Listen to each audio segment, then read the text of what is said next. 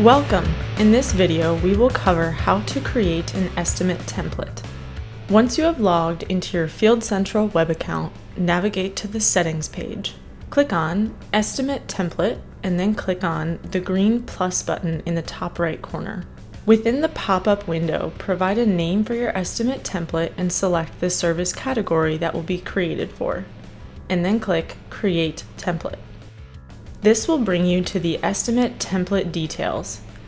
Navigate to the Work to Dos tab and toggle on the work to dos you would like to have included. You are also able to adjust any rates if they differ from the base default pricing.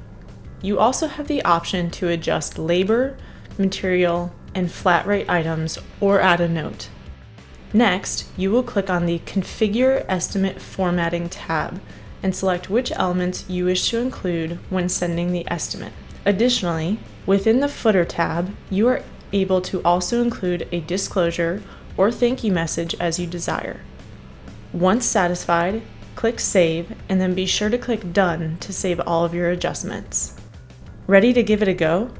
Take these steps when you're ready to create your own estimate template.